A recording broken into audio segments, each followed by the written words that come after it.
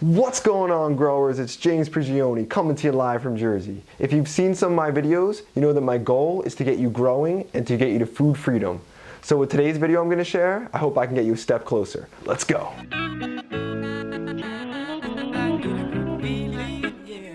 You're probably wondering what I'm talking about, and I can almost promise you it's different than what you would think. I've said it before that there's no mistakes, only lessons, and I believe that to be true. As long as we learn from our mistakes and don't continue to make the same ones. And I have found that the best way for me to not make the same mistakes is to start a garden journal. You're probably thinking, a journal? What am I, 9? But you'd be surprised just how valuable journaling can be when you're gardening.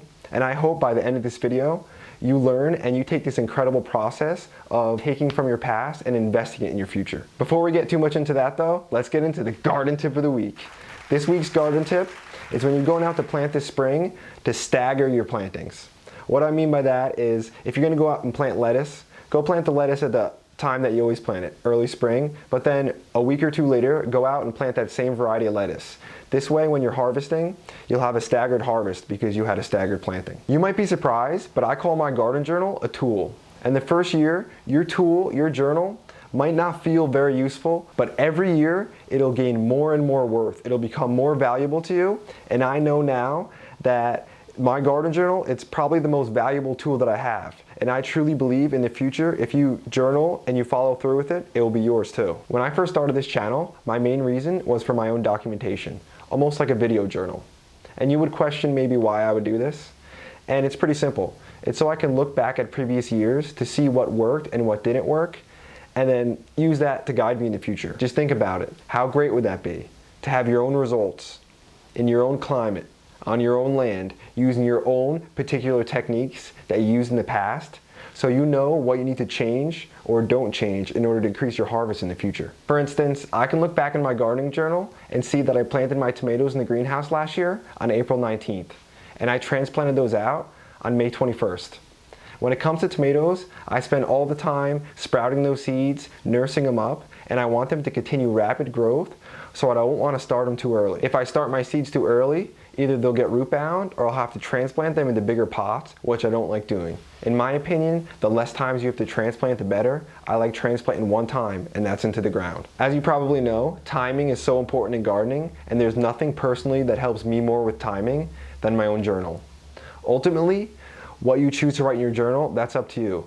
But I've been doing it for a number of years, so there's a few things I think that I can give you, maybe some ideas that'll help you get started. First is to make a habit of dating every entry that you put in.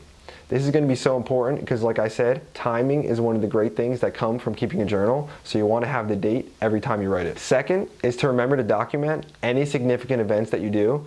Planting a tree, when you transplant anything out, when you plant things, anything you find to be important, make sure you write it down. It's okay if you write too much stuff down, you just don't want to write too little, but make sure you have some system of organization so you can find the real important things. And third is to keep your garden journal around or close at hand at all times when you're out in the garden. If possible, keep it on you. The best way to do that for me is using my cell phone. I keep my journal and the notes on my cell phone, this way I always have it. And why do you always want it on you? The reason is, once you get the idea or once you do something significant, you want to write it down. The whole purpose for a journal is what we're doing is we're not trusting our memory. That's the idea with this kind of gardening though. It's all about investing. You're planting a lot of perennials. So every year you're getting more fruit, more food with less work. You're not tilling and you're putting a thick mulch down. So every year your fertility is getting better, which means your plants are getting healthier with less work. And every year you're journaling, which means the next year you have even more information to pull from, more knowledge to guide you. I just have 2 questions for you guys before I break off into the video of the week and the memes. The first one is, what if your father and his father wrote down everything they did on your property? What worked and what didn't work? What would that do for you? And the second one is, what do you think will be more valuable to pass down to your kids? The gardening books, the information, the knowledge, the techniques, the philosophy, the things that brought you to food freedom, or your car. And now, let's get into the video of the week. This one is going to be a lot of fun for me because it's a blast from the past.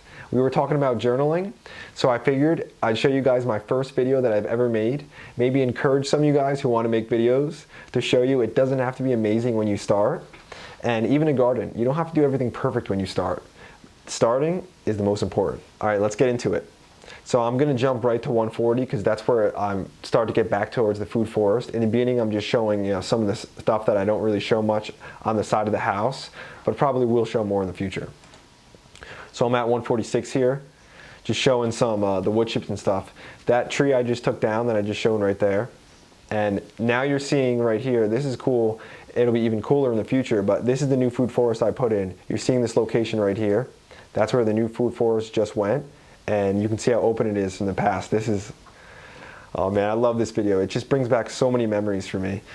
One thing is the vertical filming. That's like the most embarrassing thing you can do. If you guys know YouTube, and I'm sure you do, the worst thing you can do is film vertically. That's when you have your phone, you film upright.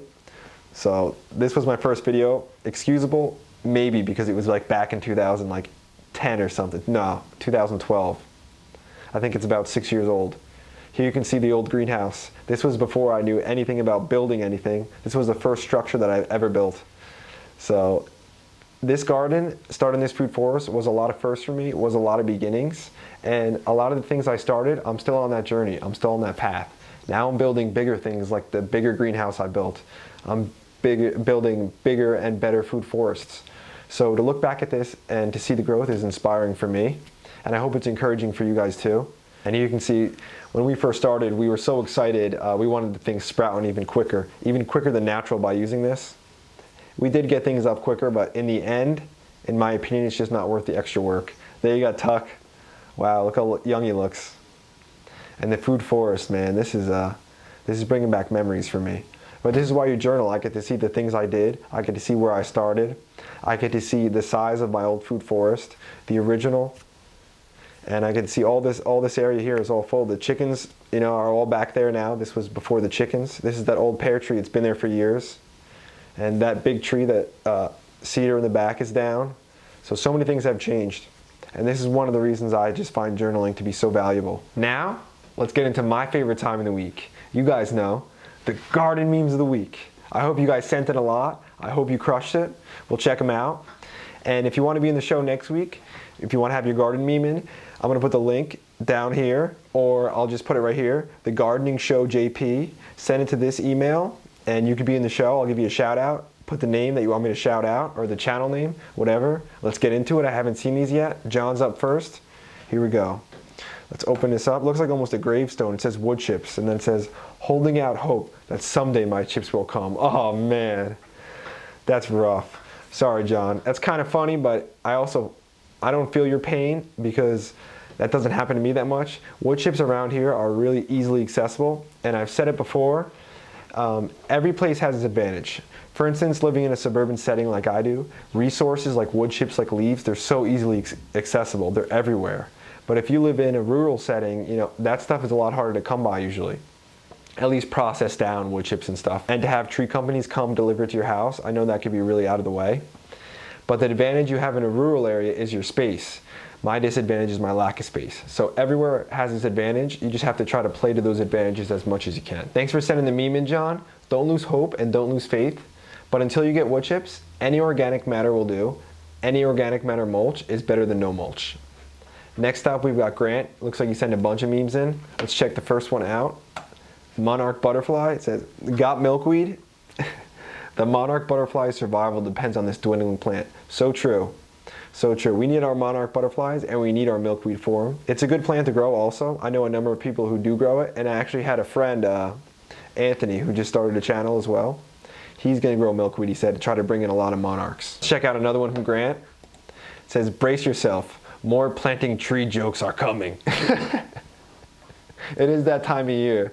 And you're going to see so many of the planting tree videos and everything from all of us creators, video creators.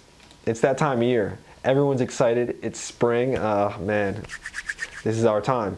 The time to thrive when you're a gardener.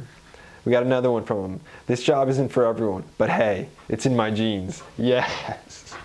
I love that one. So corny and very clever, and I love the pun. This has got to be my favorite one of the day so far, Grant. I love it. I'm going to open up one more from Grant because he sent some great memes in, and I really appreciate it, Grant. I've said it before, like just previous, but this is one of my favorite parts of the whole week, opening these memes and getting to read them. I wait all week to do the show so that I can open them. So let's get another one open. This one says, we got a guy, Woodard, son, one day you'll appreciate the truly important things in life. Thanks, Dad. Wow. That one hits home. That's why one of the reasons I do this, guys. That ties in great with the journaling and how I ended the video. Thanks again, Grant. This is my new favorite one of the day. I'm gonna have to share this one on my Facebook, I think. I'll give you respects though, Grant. Last but not least, to finish it off, we've got one from, looks like RZ, and it says, hi James, I have a phrase that is suitable to work for your meme. Who knows? Anyways, here it goes. I went to grow a garden and the garden grew me.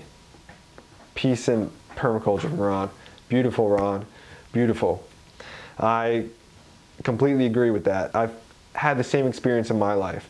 I went out there to try to grow a garden, and I've learned that I've grown more as a person than I grew as a gardener, or maybe equally, and that's been part of it. And that's really the main value that I've gotten out of gardening. It's taught me more about life, it's taught me more about myself, and it's just something I'm so happy that I've done.